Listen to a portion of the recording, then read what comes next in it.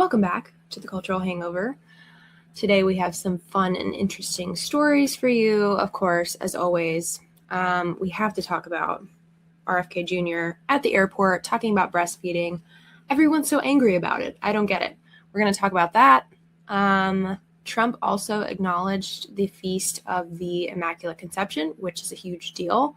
We're going to talk about that. And also, lastly, Candace, what's going on? Erika, we're seeing more of her this week.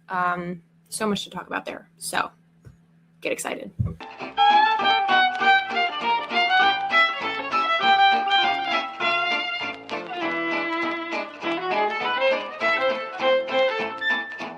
So first off, we have RFK Jr.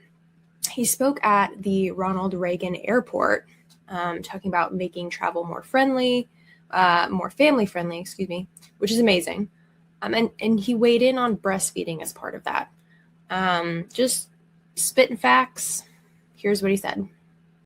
All of the ingenuity of corporate America, all the resources, all the resourcefulness has not produced an infant formula that is superior in nutrition and all the qualities that we want to the infant formula that God made, which is the infant formula in a mother's breast. We at HHS are encouraging mothers to breastfeed as long as possible because there is no better food for your brain, for your gut microbiome, for your physical growth, for your emotional growth, than what's in God-given breast milk. So basically, he said breastfeeding is the optimal way to feed a baby. Not the only way, but the best way. The biologically designed way. And cue the outrage machine. As you can imagine, people are mad. So mad. Here's a headline that reads, RFK Jr. slammed for breastfeeding comments amid MAHA, Make America Healthy Again, push against infant formula. There's so much wrong with that. Since when is Make America Healthy Again pushing against infant formula? That's not happening. This headline is ridiculous.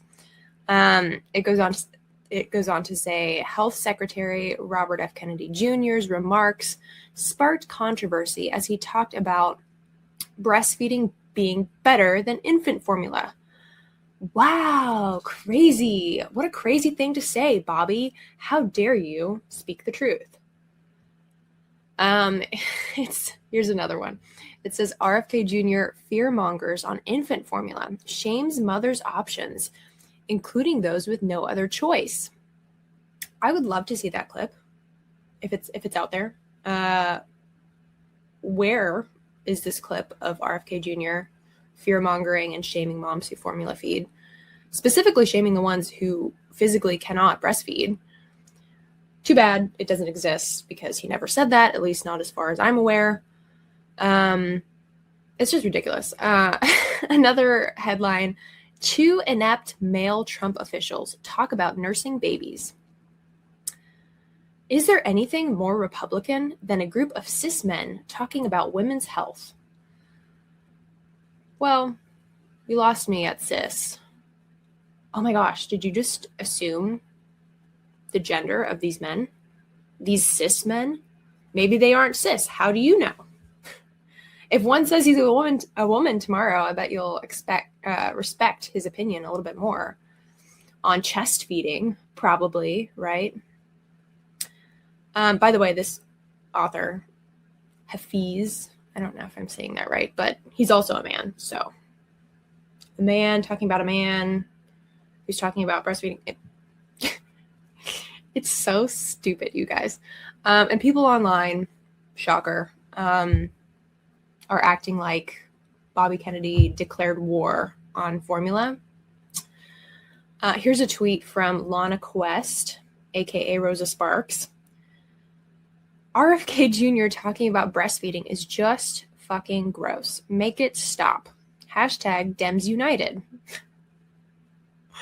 And one of the comments underneath it says, this is from Cali, California Act I-2. Callie says, not all women can breastfeed. Some, like I did, may have to do both. DT, multiple issues, not enough milk, and baby who didn't feed well. This is exactly what WIC encourages already, and they got their funding cut from this evil regime. Angry emojis, or demon emojis, whatever those are. There's lots of comments like this, but does anyone else read these posts and just immediately know that these people are idiots? Did I miss the part where he said, if you can't breastfeed, you're a terrible mom? Did I miss the part where he said formula should be banned or something ridiculous like that? In case you missed it, RFK is calling on the government to make formula healthier and increase the supply of donor breast milk for women who are unable to breastfeed. But Dems United are apparently united against health for babies. I'm sure there are some Republicans who have bought into this outrage as well. But let's be honest, most of these people are Democrats because Bobby Kennedy says formula should be healthier, and Democrats are like, no, we don't want healthier options for our babies because we hate Trump. Bobby Kennedy says, let's support breastfeeding moms, and Democrats are like, no, you're a man and you can't talk about breastfeeding, and breastfeeding is oppressive, and we hate Trump. These people are whacked. And then Isabel Brown from the Daily Wire chimed in during this appearance at the airport, which is great. And here's what she had to say. When moms feel uncomfortable in airports, we're not just imagining it. It's the infrastructure that is still patchy, it's inconsistent, and it's not designed with real families in mind. This leadership that we're seeing from Secretary Duffy, Secretary Kennedy, and of course President Trump speaks volumes about our desire to revive the American family today and encourage young women to embrace the beauty of motherhood. So Isabel basically said the quiet part out loud, which is breastfeeding is not controversial. It's normal, it's natural, and it should be the norm. Breastfeeding is nutritionally complete. It's species specific. It's free. It's alive. Literally, if you look at it under a microscope, it attacks bacteria. It's very, very beneficial for the immune system of a young baby, particularly. And it's tailored to each baby's needs. Formula it's a life-saving alternative. We're lucky to live in a time and a place where formula is an option. It's available to moms who can't breastfeed, but it should be a backup. I don't think it's controversial to say that. And it sure as hell shouldn't be controversial for RFK Jr. or any other man to acknowledge the benefits of breastfeeding or to say our formula options for our children in the United States should be healthier. I think the pendulum, we've kind of overcorrected from breastfeeding being the norm, unless you're like the Queen of England or something and you need a wet nurse. We've kind of swung from that kind of overcorrected to a point where anything similar to that statement is considered mom shaming.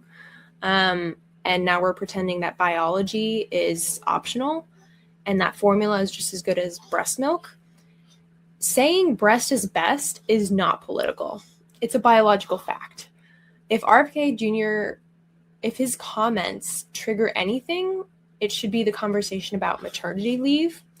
Why does the United States have some of the worst maternity leave policies in the developed world? Because a lot of moms breastfeeding or who want to breastfeed, it's not just a biological question of can I physically, but it's can I and realistically provide for my family, because a lot of households are two income now. So moms have to go back to work very soon. Our leave policy is not good at all. It's a policy question. How are women supposed to breastfeed for 6 months or a year, which every medical organization recommends, by the way, when our country sends moms to work back to work at 2 or 4 or 6 weeks in some cases, and not all states give paid leave, and they treat pumping like a corporate inconvenience. It's just not set up for moms at all. Formula and breast milk are not the same. They just aren't. And I hope that this effort to support breastfeeding moms means that we're going to move in the direction of creating that better support system for moms who want to breastfeed. If we want to increase breastfeeding rates, we need to give women the time and support they need to do that. And this is exactly what RFK Jr. is suggesting. And I hope we continue moving in that direction to get that fixed. And that we move in the direction of longer maternity leave for mothers who want to breastfeed, who are breastfeeding their babies. And because a lot of countries do, like a lot of countries, women have a full year off of work, paid in some cases, and the babies are healthier, the moms are healthier. This isn't politics. It's just common sense. It's biology and it's common sense. So the idea that formula and breast milk are the same, it's just not true. The only controversial thing about this story is that we've reached a point where the truth itself feels like an attack. And also, side note, now that I'm beating a dead horse here because they're just not the same, formula and breast milk. While we're on the subject of Make America Healthy Again, I have to show you this clip of Bobby Kennedy at the same event at the airport, just doing some pull-ups, just like in typical Make America Healthy Again fashion. He's kind of being a show off.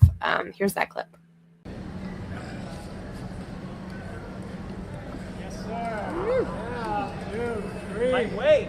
4, 5, 6, 7, 8, 9, 10, 11, 12, 13, 14, 15. Oh man, He's coming for you, Paul. he's coming for me. Yes, sir. Yeah. Yes, sir. Done. Let's go. Get up there. He Come on. wants one more.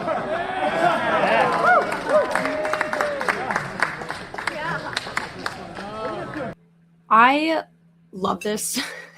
It's just such a refreshing contrast to see Bobby Kennedy talking about health and how we can be so much healthier and better in America, and just doing some pull-ups and showing off.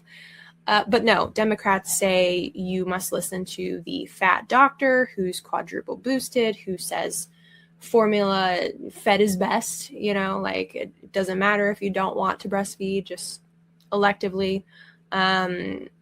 He's probably quadruple boosted, and he says red meat is bad for you. That's kind of where the Dems are at this point as a whole. Okay, I'm sure there are exceptions. But speaking of making America healthy again, we also need to make sure that our skin is healthy too, which is why you should check out Amalo tallow. It's 100% grass-fed and finished tallow. It's whipped to perfection with almond oil, so it will not clog your pores even if you are breakout prone like I am.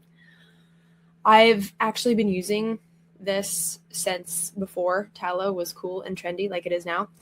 If you didn't know, tallow mimics your skin's natural barrier, so it actually helps with breakouts or if you have oily skin because it balances out the oil so that your skin doesn't feel the need to overproduce oil, which causes your breakouts.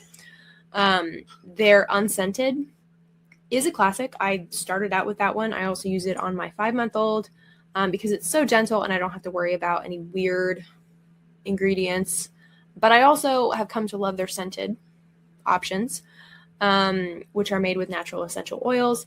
I'm very sensitive to fragrance, and these do not bother me at all. I've been using their Clean Cloud lately, which smells nice and clean. And also their vanilla lavender is a favorite. They have a lot of really great scented options if you're into that. And they also have other products besides tallow. They've got lip balm, they've got soap, perfume rollers, etc. So check them out. Go to amalotallow.com and use code HANGOVER for a discount.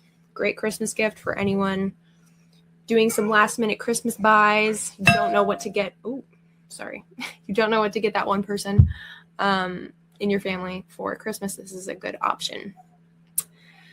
So Moving on to our next story, Donald Trump, as per usual, made headlines by acknowledging the Feast of the Immaculate Conception. What? This is one of the most significant Marian feasts in the Catholic Church. For Catholics, this isn't just a date on the calendar. It's a holy day of obligation. It's a celebration of Mary's unique role in salvation history, her purity, her yes to God, all of that. And so for a political leader, President Trump, to publicly recognize that is a big deal. It's not nothing. And here is a tweet by J.D. Vance. He links to the White House announcement about this, basically. The announcement says, "Today, I recognize every American celebrating December 8th as a holy day, honoring the faith, humility, the love of Mary, Mother of Jesus, and one of the greatest figures in the Bible. On the Feast of the Immaculate Conception, Catholics celebrate what they believe to be Mary's freedom from original sin as the Mother of God. She first entered recorded history as a young woman when, according to Holy Scripture, the angel Gabriel greeted her in the village of Nazareth with news of a miracle. 'Hail, favored one, the Lord is with you,' announcing that you will conceive in your womb and bear a son, and you shall name him Jesus." In one of the most profound and consequential acts of history, Mary heroically accepted God's will with trust and humility. "Behold, I am the handmaid of the Lord. May it be done to me according to your word." Mary's decision forever altered the course of humanity. 9 months later, God became man when Mary gave birth to a son, Jesus, who would go on to offer his life on the cross for the redemption of sins and the salvation of the world. For nearly 250 years, Mary has played a distinct role in our great American history. In 1792, less than a decade after the end of the Revolutionary War, Bishop John Carroll, the first Catholic bishop in the United States and cousin of the signer of the Declaration of Independence, Charles Carroll, consecrated our young nation to the Mother of Christ. I actually didn't know this, so this is super interesting. He goes on, less than a quarter of a century later, Catholics attributed General Andrew Jackson's stunning victory over the British in the climactic Battle of New Orleans to Mary. Excuse me. Every year, Catholics celebrate a Mass of Thanksgiving in New Orleans on January 8th in memory of Mary's assistance in saving the city. I didn't know any of this, so this is super interesting. Over the ages, American legends like Elizabeth Ann Seton, Francis Xavier Cabrini, and Fulton Sheen, who spent their lives glorifying God in service to others, have held a deep devotion to Mary. The Basilica of the National Shrine of the Immaculate Conception, located in the heart of their nation's great capital, honors Mary as the largest church in North America. The timeless hymn Ave Maria remains beloved by countless citizens. She has inspired the establishment of countless churches, hospitals, and schools. Nearly 50 American colleges and universities bear Mary's name. And just days from now, on December 12th, that's actually tomorrow, or whenever this airs, maybe it's today, Catholics in the United States and Mexico will celebrate the steadfast devotion to Mary that originated in the heart of Mexico, a place now home to the beautiful Basilica of Our Lady of Guadalupe in 1531. As we approach 250 years of glorious American independence, we acknowledge and give thanks with total gratitude for Mary's role in advancing peace and hope and love in America beyond our shores. More than a century ago, in the midst of World War I, Pope Benedict the 15th, the leader of the Roman Catholic Church, commissioned and dedicated a majestic statue of Mary, Queen of Peace, bearing the infant Christ with an olive branch, so that the Christian faithful would be encouraged to look to her example of peace by praying for a stop to the horrific slaughter. Just months later, World War I ended. Today, we look to Mary once again for inspiration and encouragement as we pray for an end to war and for a new and lasting era of peace, prosperity, and harmony in Europe and throughout the world. In her honor, and on a day so special to our Catholic citizens, we remember the sacred words that brought aid, comfort, and support to generations of American believers in times of need. Hail Mary, full of grace, the Lord is with thee. Blessed art thou among women, and blessed is the fruit of thy womb, Jesus. Holy Mary, Mother of God, pray for us sinners, now and at the hour of our death. Amen. I think this pretty much speaks for itself. It's so refreshing to see Christianity returning to the forefront of our country, our country's leadership in this way. And I think we need that, especially right now as tensions with Islam are on the rise here in the United States. In a country that's spent the last decade sprinting away from anything resembling Christianity or Christian identity, this kind of acknowledgement is huge. And this is good to me because it signals a return to the grounding national values in faith, a recognition of the moral framework that the West was built on, and a willingness to name Christianity as part of America's foundational identity, not just like, oh, kindness. This is like very specific. This is Christianity. This is Catholicism. And not to hide or sanitize or water down or apologize for it. And honestly, I think a lot of Americans are hungry for this. We've been living in an era where Christianity is treated like an embarrassing historical artifact, something that's outdated or restrictive or politically inconvenient. But the truth is that Christianity built the moral architecture that the West is built on. And it's the root of, those values of human dignity, inherent rights, equality under God, the sanctity of life. And those aren't secular inventions. They're deeply Christian ones.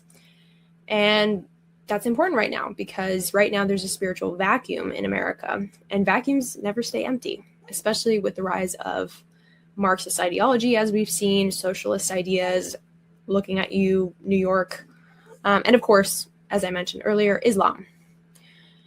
People need meaning, and cultures need moral grounding. Nations need shared values, and that needs to be Christianity. That needs to be at the forefront. A country with a clear and uniting spiritual and cultural identity is far more resilient than a country that's drifting in confusion.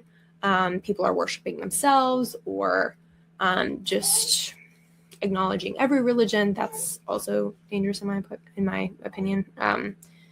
Because if you're saying that every religion is true, you're basically saying that no religion is true because we have contradictions here.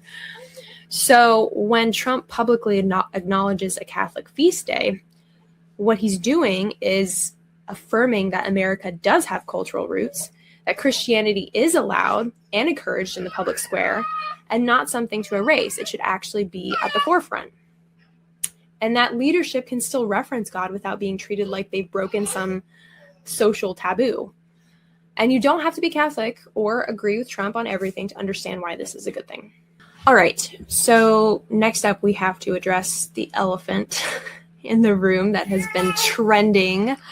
Candace Owens and Erika Kirk. Erika is currently on tour promoting her late husband Charlie Kirk's new book, his last book, obviously. And so we're finally hearing more from her, specifically in her response to the quote-unquote conspiracy theories. We all know who she's referring to, Candace, of course. Erika seems very fired up about the fact that Candace is questioning whether tpusa leaders were involved. I don't know about Erika, to be honest. I think she's under a lot of pressure right now. She's still grieving pretty freshly, in fact. She has a company to run. She's got children to raise. She has this huge responsibility. Here's a clip from one of her recent appearances addressing these quote-unquote conspiracy theories. I do not have time to address the noise. My silence does not mean that I am complacent. My silence does not mean that somehow Turning Point USA and all of the hand-picked staff that loved my husband and my husband loved them is somehow in on it. We are busy building. And you know what I thought? I thought these people are human. We are all grieving in our own way. And they are trying to find the answer to something that happened that was so evil. They are trying so hard. And I get that. We're doing the same. Anytime we hear a lead or anytime we hear anything, we send it to the authorities.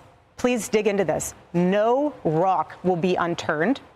I want justice for my husband, for myself, for my family, more than anyone else out there. So for me, you want to keep telling me to come down while we're building? I don't have time for that. But here's my breaking point on that. Come after me, call me names, I don't care. Call me what you want, go down that rabbit hole, whatever.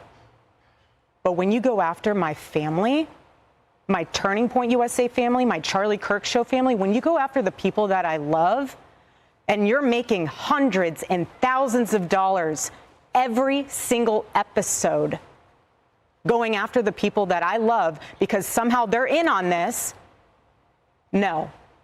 So there are just a couple of things that she said that I don't know that I agree with. And to be clear, I don't agree with every single thing Candace says, or the way she says things sometimes. I think it comes across a little bit harsh. But Erika is going off on Candace, though not by name, but we all know. And how she's talking about how unacceptable it is to question the loyalty of Charlie's closest friends. That's pretty much the loudest narrative right now across the board. But from the beginning, I don't really understand this, because when someone is murdered, the first people who are questioned are the people who are close to them. That's the case for a regular person. It's almost always someone that knew them well. Throw a huge company into that mix, it kind of seems like a no-brainer to question those people. Now, is it right to accuse those people of killing Charlie Kirk immediately based on nothing? No, it's not. Of course not. But it's kind of weird how defensive everyone is about just the questions.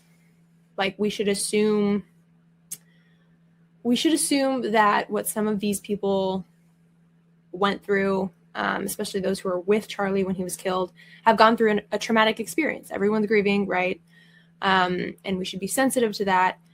But I find it very off-putting that Candace asks why people are removing SD cards from security cameras immediately after Charlie is shot, and she just gets swarmed. What are you insinuating, Candace? When Candace asks, why didn't these particular people in the crowd duck when the shot went off? Why didn't they react the way that everyone else is reacting? Oh my gosh, why are you obsessed with people in maroon shirts?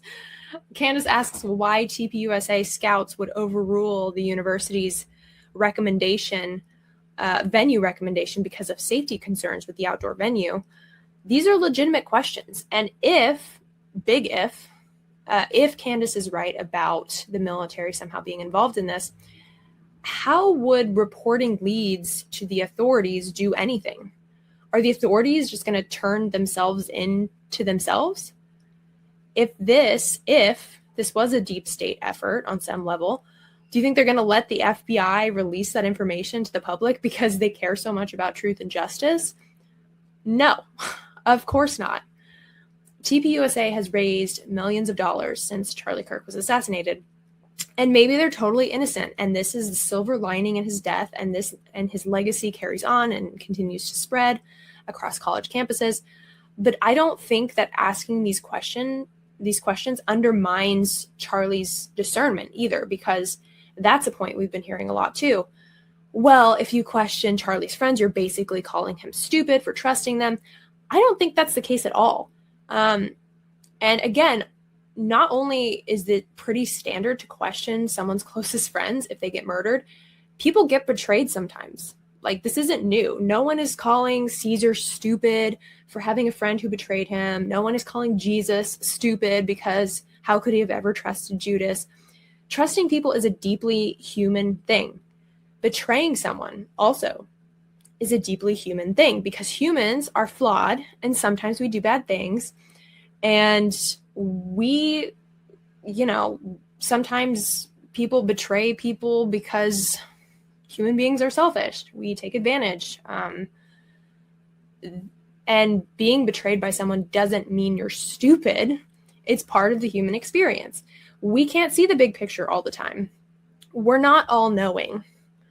Now, the idea that Candace is just making these investigation videos for views or for money or for clicks, it doesn't make sense for two reasons, maybe more. I'm sure there's more.